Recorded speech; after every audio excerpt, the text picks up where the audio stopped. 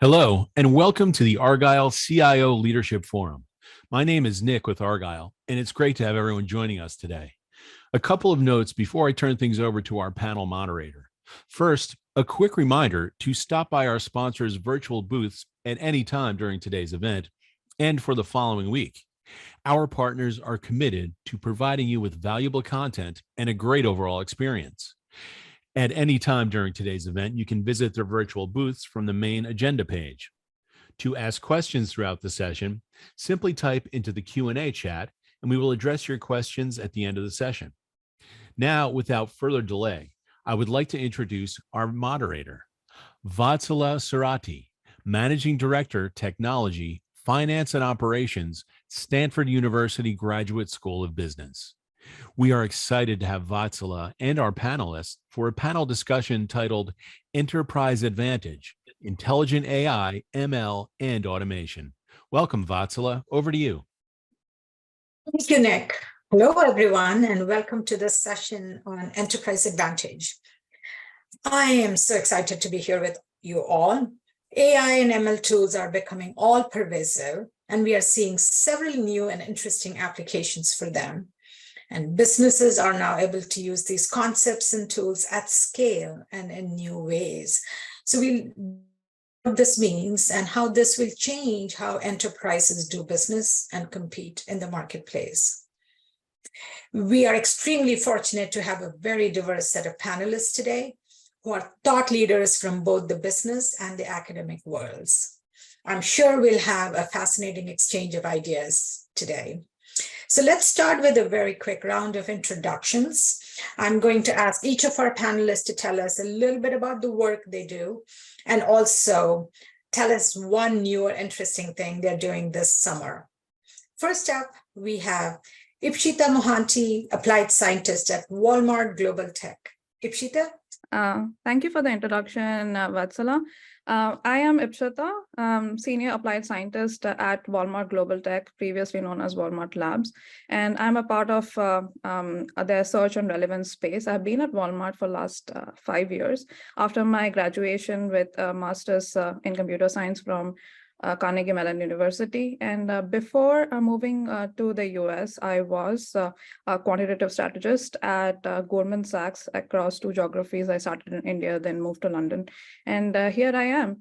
And yeah, for the fun part of it, I am planning to start a boxing class with Rumble this summer. So yeah, it'll be quite a fun addition to my workout experience. Boxing, that's interesting. That's so cool. Thank you, Ipshita. Next, we have Micah Sheegan, Chief Information Security Officer at Georgetown University. Micah, it's your turn. Thank you. So I've been at Georgetown for almost 3 years. This is my first time in higher education. I spent most of my time in the federal government, some active duty time, 11 years at the Pentagon, and rounded out my federal career as a deputy CIO at the Department of Energy. I'm really excited about the things that are happening in AI, especially in the higher education. Georgetown, we are a global campus. We have actually 6 campuses, both in the United States and in Qatar. And we're really looking forward to what AI will be able to do for us and our students. Awesome. It's so interesting to see your experience, especially in the government and education worlds. Awesome. And this summer, sorry, I forgot your question. This summer, not what I will be doing, but my daughter, I'm helping her train for her first multiple martial arts bout. Oh my God, Yep. that is amazing. And how are you going to help her? I get to be her punching dummy. Good for you. And our third panelist today is Mir Ali, Head of Software Engineering at Kraft Heinz. Mir, introduce yourself, please. First of all, thank you for Argyle for having me on this panel and this topic. It is actually very fascinating and it's a hot topic. So can't imagine speaking any other topic than this. So thank you for the invitation. So I've been at Kraft Heinz for almost 2 years. In the role of leading digital engineering. So it's all facets of product engineering, data engineering, platform engineering. So it covers a lot of areas. And my focus and our focus, as part of Kraft Heinz digital transformation has been building that muscle within Kraft Heinz to drive insights, predictive analytics. So core to our digital transformation is AI. So we're glad and making a headway into this space. And I have been in the past also been part of many companies that have led AI based teams and organizations. So familiar space, but feels like the way we are today is like I need to relearn a lot of things. So and the speed that this is going is just phenomenal. Anyway, so as far as what I'm doing fun for summer actually starts tomorrow. So I am going on a little vacations to Spain with my family. So it's like a 10-day trip. So I'm looking forward to it. So it's like going to many cities in Spain. So it's going to be a deep, just not sightseeing, but it's more of an immersive experience with a good tour guide there. So I'm looking forward. That sounds so exciting. I have a lot of friends who have been traveling to Europe this summer, which is so cool. I also am really excited to hear your thoughts about analytics, predictive analytics, and how, and I'm completely with you when you said, the space is changing so fast and we have to constantly keep relearning. So it's so exciting. Thank you, everyone. And so let's dive in. My first question is around the idea of where and when to apply these intelligent AI ML tools to drive business outcome. And I'm going to start with you, Mir. How do you determine readiness of your organization for intelligent automation? Well, it's a loaded question. So first of all, I would say it's like I'm hoping organizations have an AI strategy in place, right? So AI first, AI strategy in place, because it's imperative to actually have that in place, because that is a guiding light and a guide to actually better use of AI, right? So from that perspective, then you can build this whole, tie your business strategy and AI together, and then you're looking at use cases from the lens of business.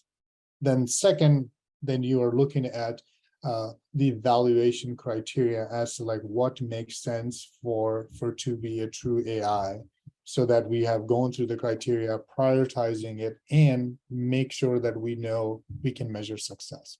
So that is sort of the basic grounding rules that we need to have. So once we have that in place, then we have a process in place to actually look through those use cases and actually understand those and make a decisions based on the data. Data is fundamental. So if somebody wants to do AI and does not have a data foundation in place, I mean, garbage in, garbage out.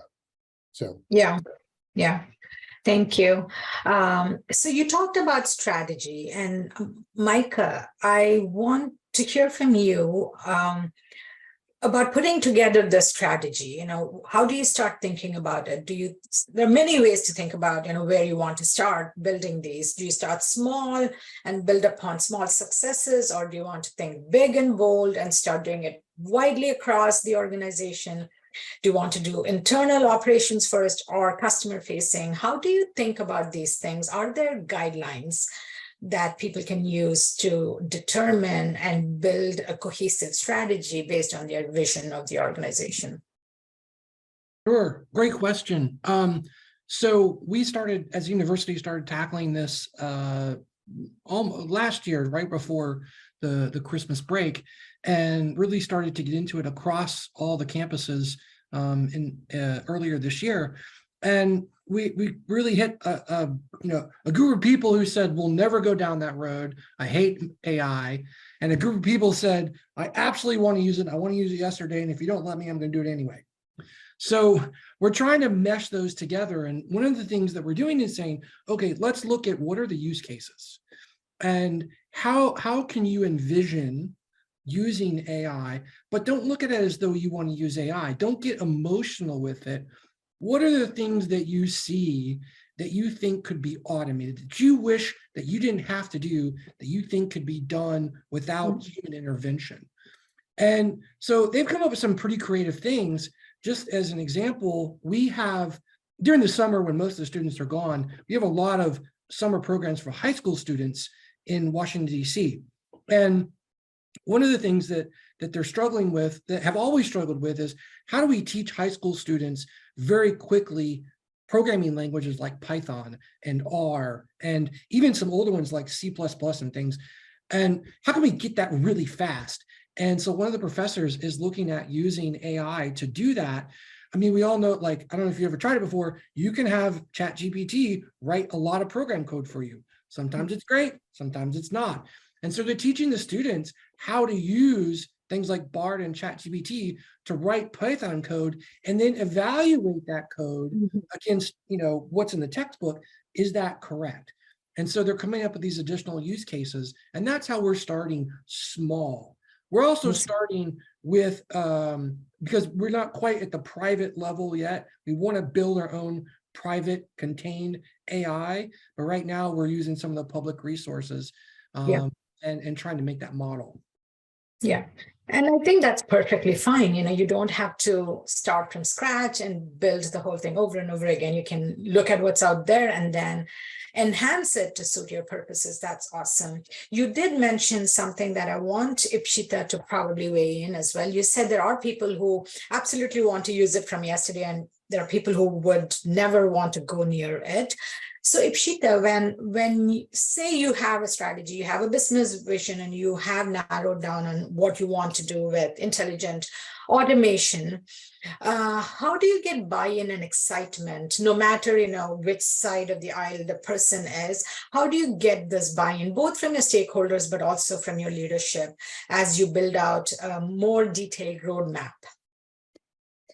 Yeah, that's an interesting point. But I've been quite lucky here at Walmart because we have been an AI first company. So AI and ML have, we use that almost at every segment here at Walmart. Like, let's start with like a customer experience, let's say. The moment the customer steps in either to our .com side or our store side, we greet them with AI powered solution. So it starts with search and relevance and personalization.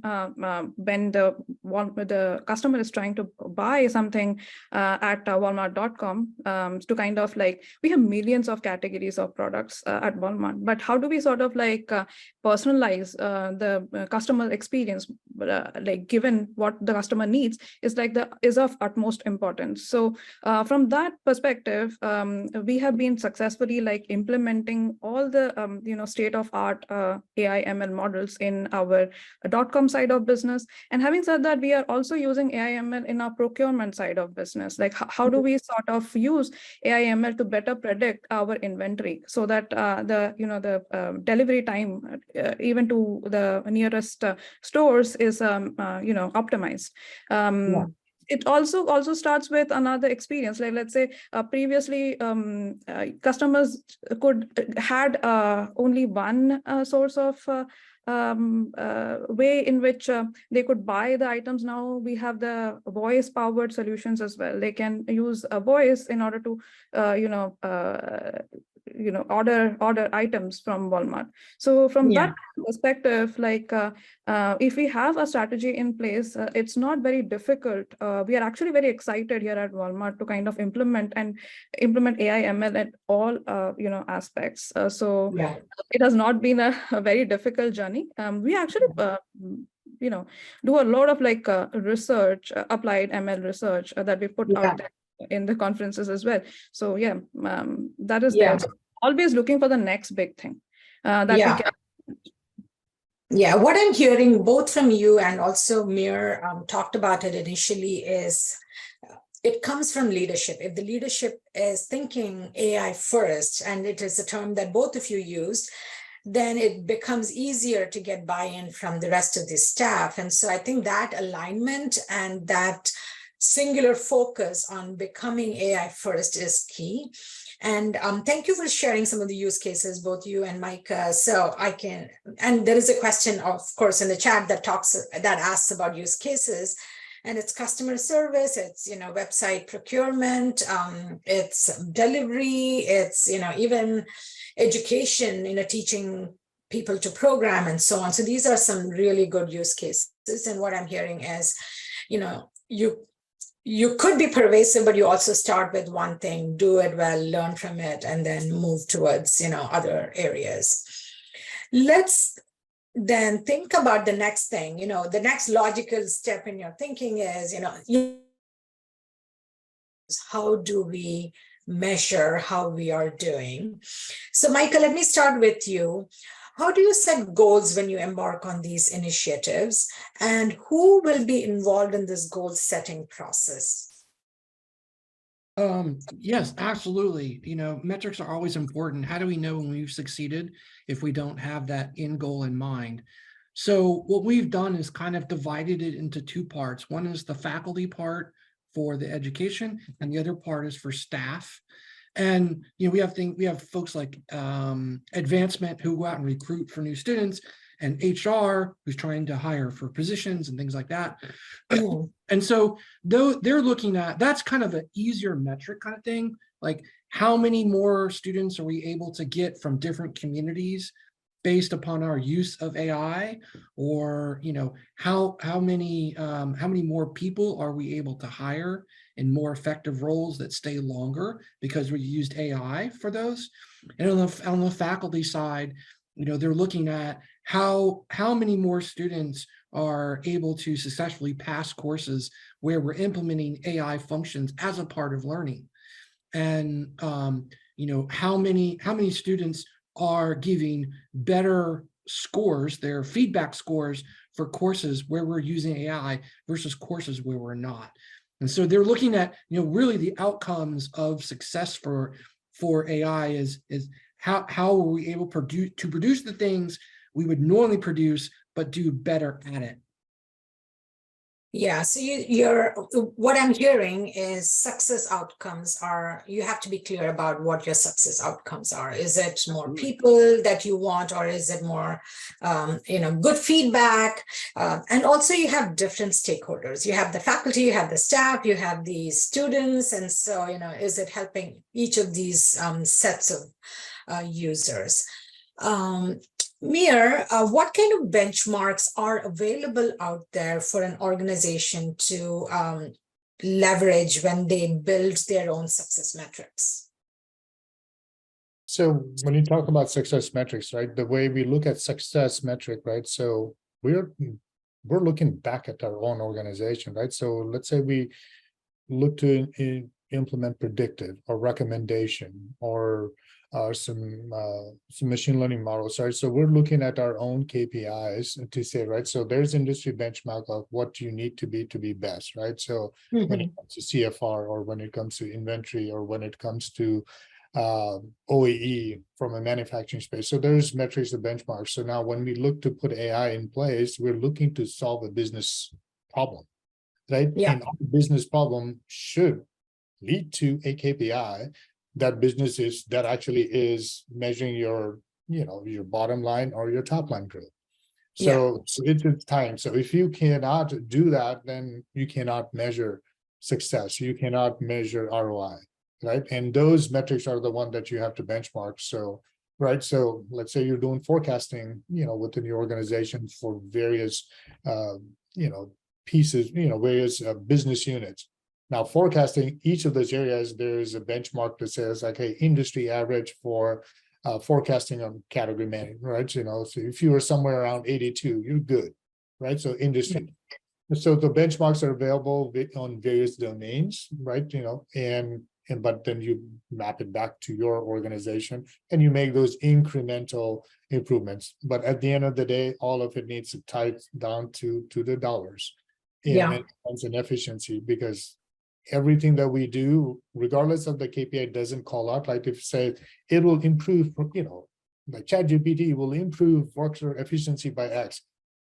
At the end of the day, if that person is not doing that and saving that 30 minutes, 40 minutes, where does that 40 minutes go?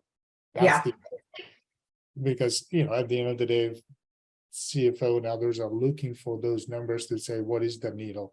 And that's where I think the question you asked is like ROI wise, we need to be able to attach all of these use cases back to a contributing KPI. So then we Yeah. have a lever to say, it's like, what is it that we can expect? Yeah, yeah, well said. And I think if you don't have goals and you don't know how to measure them, what you're doing is probably not going to have any impact. Ipshita, during the course of this process of setting these strategic goals, breaking them down into roadmaps, having these measurable KPIs, what do you do if you actually see that you're not hitting those goals? How do you course correct? Yeah, that's a great question, actually. Of course, there are times when we do not kind of hit our targets, right? So the basic strategy that we kind of take in our course correction is like, we look for the next best alternative that can solve the business problem, right? There is, of course, the part of research where we want the best models and the best model matrices that can hit the target. But ultimately, Walmart is definitely focused around this key idea of best customer experience and how can we help save our customers, the money. So even though there are so in the world of machine learning, there's the way we kind of measure everything is like the online matrices and the offline matrices, right? So yes, there is this offline matrix part of it where we are like having the tie-up between models, like which one performs best, but then ultimately it's the offline, like the online matrices, like the customers, like whether they are satisfied, whether they want to stick to Walmart, and are they finding the products that they are looking for. So everything's centered around that. So yeah, I would say that the best course correction is keeping the customer in mind and what will be best for them. Yeah. Mir, do you want to add anything to what Ipshita is saying? So, like I said, right? So when we are looking at KPIs, when you're looking at the matrices and the model improvement, so first, we live in an agile world, so we got to be able to pivot quickly, right? If it's not resulting, there's lots of examples I have within our space where the improvement, is not there to the investment we're making, right? So that's where we quickly look at it. So we do Safe Agile, it's a quarterly thing. We'll look at it, are we making the right choices? Are the progress there as expected? Is the investment paying it out? And if it's not, then we actually look, like what Ipshita said, absolutely look at what is the next alternative. So we have that back of our mind. And if you don't, we pivot, we kill it, right? I mean, there's a lot of stuff, right? You got to keep trying. Experimentation is the name of the game. Sometimes you see it quickly, sometimes you don't. But that's where leadership comes into play, because sometimes we get emotionally attached to solutions and we do everything possible to make it work.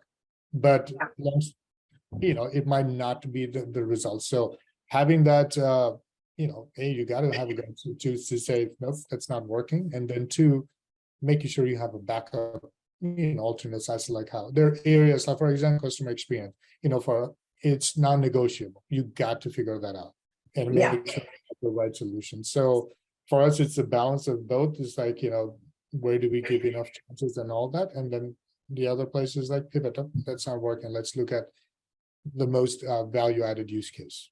Yeah, I also love how you said, we need to learn to be bold in trying different things and failing fast, admitting that, hey, this is not working, let's try something else. It's better than, pretending that everything is good. And so I think these matrices and honesty from the top down will help in determining how to pivot and if to pivot or, restart or, whatever that option might be. That's great.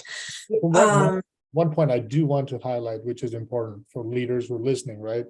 It's to give the teams a safe environment to fail. That is critical. But if you're going to be held responsible and you're going to be like, okay, you failed, you guys coming in a different room, then everyone is like looking for the safest option. But yes. all know that option does not always lead to success. So leadership matters, psychological safety matters, and giving the team the ability to learn matters, and focusing on lessons learned. That's something our leadership does, is like, great, but tell me what you learned. That's important. Yeah, this is beautiful. Thank you for re-emphasizing that. And I think for leaders to have the backs of their team and say, you have the safe space to learn, I think that will allow people to be more creative, I think, try different things that have never been done before. And, not all of them will end up, achieving what it's supposed to, but you always can learn something from your mistakes. So that's fantastic. There is a question about biases, and we will now start talking a little bit more in depth about risks and biases. The goal is to be able to build not just efficient AI automation processes, but also those that are resilient and those that are non-biased. So this is what I call responsible application of AI, and biases can be anywhere. So Ipshita, I want to start with you. Mhm. Where are these biases hiding? How do they creep into our processes? And how can we be deliberate about addressing or finding ways to avoid or mitigate them? Sure. Actually, application of responsible AI, ethical AI is like, I think, one of those topics which is not only being talked about in the forums, but also a matter of research in the academia as well and the industry. So Yes. it's of utmost importance that we try to debias as much as possible. It can start with anywhere. It starts with basically the data or maybe the models that we are using, and so that which ultimately kind of impacts the business or the users, I would say. So at least here at Walmart, we are we try to improve the fairness and explainability of the models when we are actually building them. Also, in the process of data that we are kind of feeding to our models, we try to take special care that we do not introduce bias, or at least debiasing as much as possible. Think about it, customers coming in, we have a large customer user base, but while training the models, if we just overemphasized on a particular segment of the users, then it's not catering to the niche segment of users who are our customer base, right? So that can be a process in bias if we never use that data for our training purposes. So yes, we take that utmost care while sampling our data to kind of feed into our models. Also, as I suggested, for the fairness and explainability, yes, we are using a lot of deep learning models. With the complexity of the models also comes the explainability. But yes, we try to kind of monitor at every point, how is our data getting used to ultimately feed to the outcome. So yes, that is a bit of a learning curve for almost everyone in the industry, I would say. So yes, that constant effort, at least we are taking right from the model, data gathering to model development.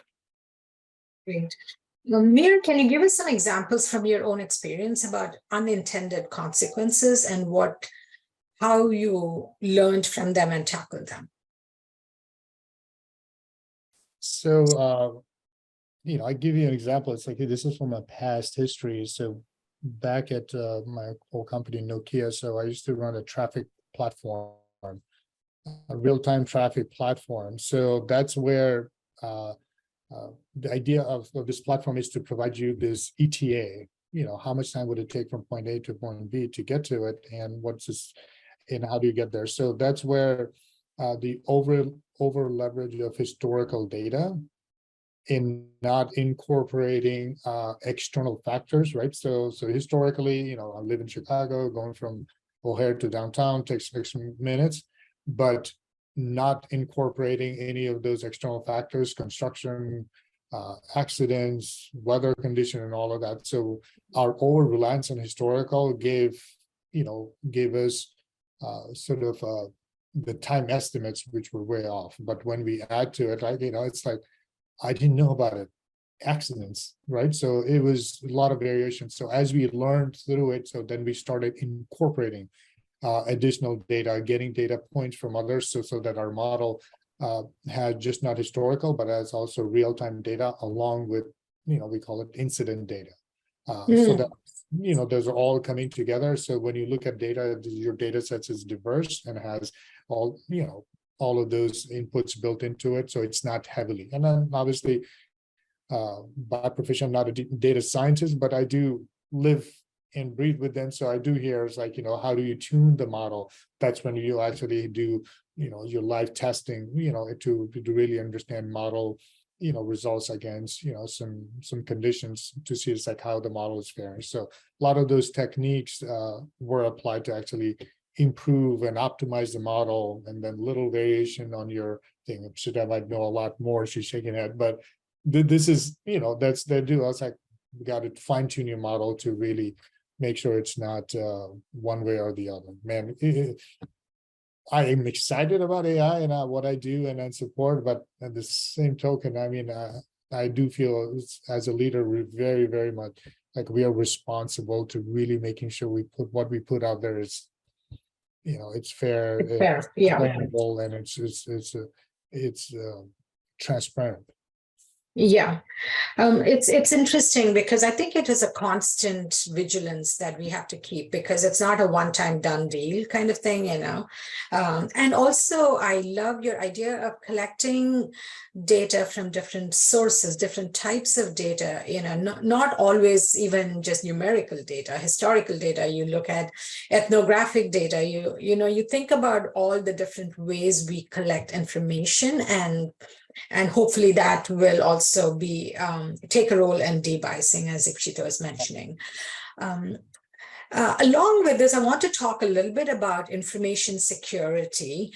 Micah, as you implement these solutions, we are also trying to democratize data and technology. We are trying to be more self-service, give our staff, empower them to use these tools to mine data, come up with insights.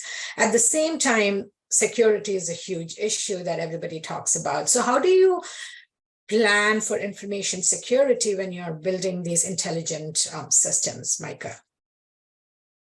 Yeah, so there is actually a NIST AI risk framework, which is very heavy. It's not an easy read, but it is very good.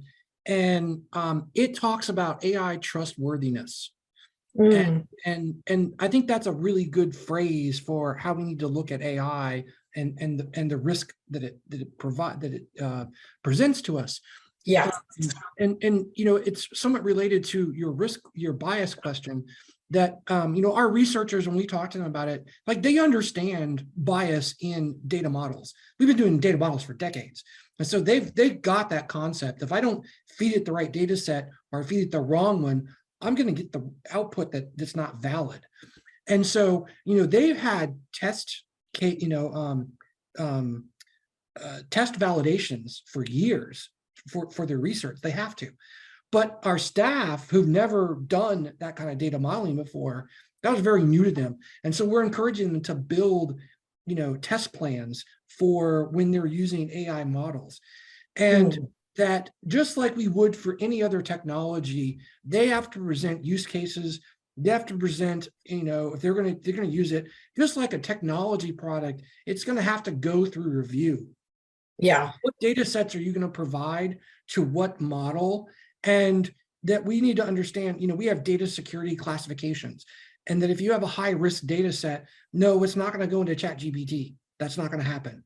And when we need to understand those data, what data sets we're putting in, and that if you put it in, you got to understand, like, it's now public. It's not coming out. And if you need something to stay in, a sensitive data model, we're going to have to create a private, kind of AI ML structure for you. We cannot use a public AI. And so we're really, and this goes back to all these questions, right? We're trying not to reinvent the wheel, treat it like we would other technologies. And I love Mir's example of ROI. That's so true, because we would do that for any other technology product. And so we're looking and treating AI just like we would any other technology product. And the same goes with risk. Yeah, this is great. I love the idea of the two things that you resonated with me are rigorous review processes, throughout the entire process of building these and using these systems, and also training our staff to think about these things, not just people who are technologists, but everybody who is a user should be aware of these biases that can creep in and be ready to talk about them or to fix them. So that's wonderful. We do have a few minutes, just a few minutes left. So let me ask you, all three of you, to talk about what is the next big trend that you think that will have the greatest effect on artificial intelligence and automation. Ipshita, you want to start? Yeah, sure. I think it's not, we are already there in the next, I would say that generative AI is already taken the world by storm, and it's has impacted many businesses, and so is like the e-commerce is no different. So this new technology, GPTs or like generative AI have been in place like from quite a bit, but given that the introduction of large language models, like the amount of like data that they were like trained upon, and that gives them the power to sort of like predict better outcomes. I think this is a whole new era that we can redesign a lot of our architectures. So this is definitely, at least for a couple of years, generative AI is going to be in place. And I mean, here at Walmart also, we are like doing a lot of exciting things around it. And in the future also, I think it will drive a lot of new changes. Like, yeah, it's one step closer to human intelligence, I would say. When you talk about these large language models, Ipshita, do you think they can, I know we can train them for specific tasks. Do you think soon we'll see a way to use them for non-specific tasks for which they were not trained?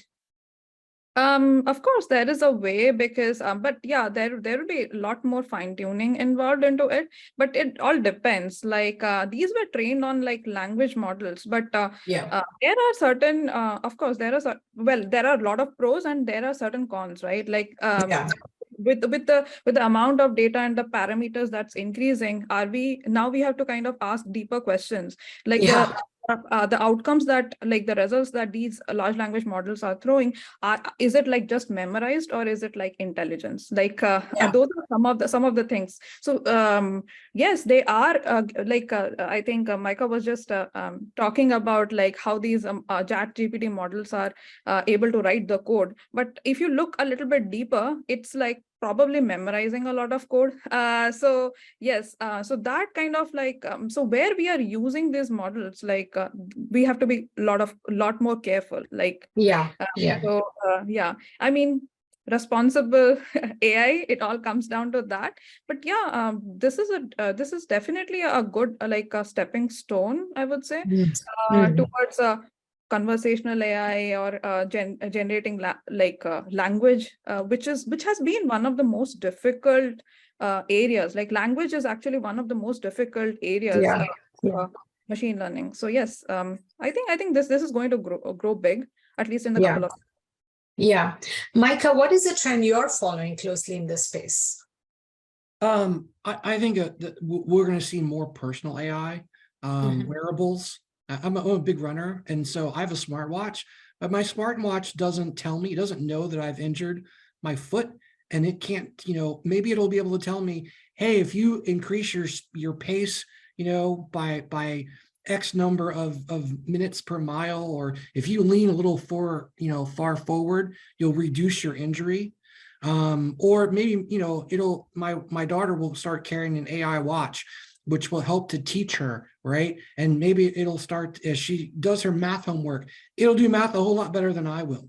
And so I think we'll see these wearable AIs that we take with us that are going to learn from us in our daily interactions and be able to provide us with really valuable kinds of help and teaching. Yeah, that makes total sense. Mir, what are your thoughts? Well, ChatGPT or LLM is generative AI in general is, is taking the world by storm. But however, it's actually fundamentally changing the business model, right? I mean, it is changing enterprise. So we think of AI as a strategy, as an enabler strategy.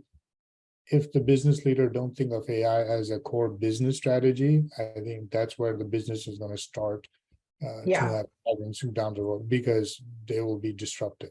So that's number one. So I just want to make sure it's like how that is happening in last 6-8 months is crazy. But and now you see it's like AI is there, but now it's supporting AI, this whole quantum computing. I mean, now Yeah. a year worth of task was used to take months to do it. Now it's done in seconds. I mean, I can't even fathom that, but I know it's happening. It Yeah. just Satya's article, I was like, I'm looking at it, it's like, oh my God, what's left?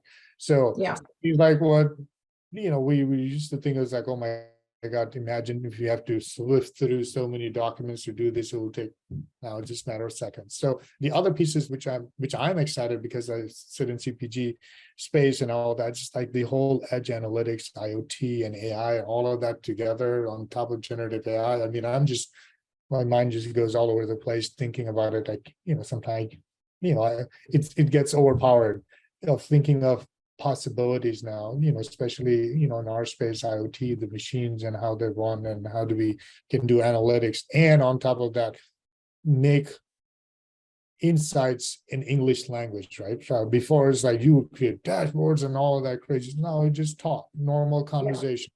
It's like, hey, Right. tell me what my machines are doing well, what you're not doing well. And then it goes sift through the whole operation data, come back, it's like line 1, line 2, and it's amazing. Yeah. Yeah. I can actually feel the excitement in all three of you as you talk about this. I do think we have answered a couple of questions along the way, but there was an interesting one that came in that I want to address in the last 2 or 3 minutes that we have.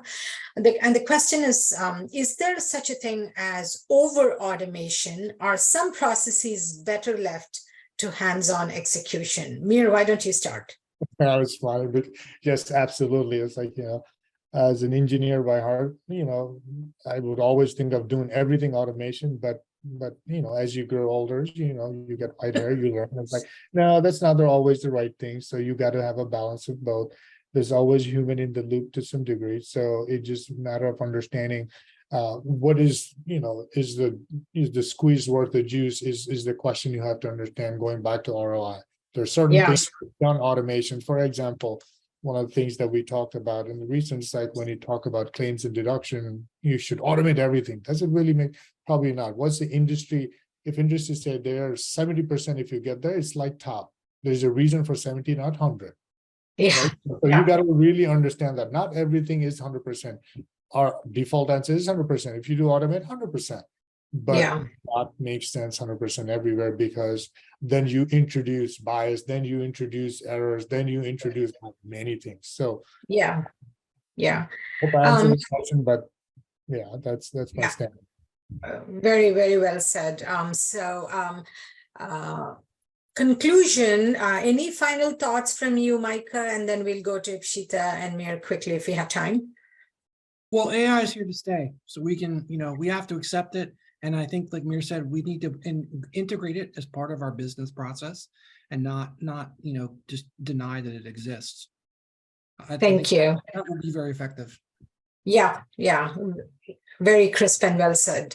Ipshita, final thought? Yeah, sure. I mean, I think Mir and Micah have said it all, but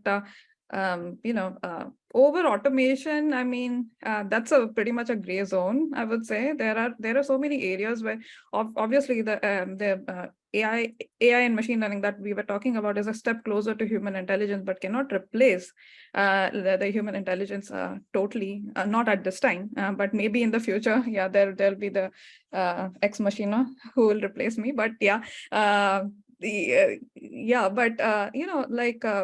automation, I mean, it can be thought of it a little bit differently. It's more like enabling, AI powered solutions versus direct automation of something. Yes, it totally makes sense if we are automating a fully manual process that could have been a mundane and repetitive process into a machine doing it. Yeah. And yeah, that is definitely a thing. I mean, I Yeah. can definitely talk about like the robotics part of it, right? We have like robots now doing so many things which we were not Yeah. Yeah. able to Yeah. think some time ago. But yeah. Yeah, thank you.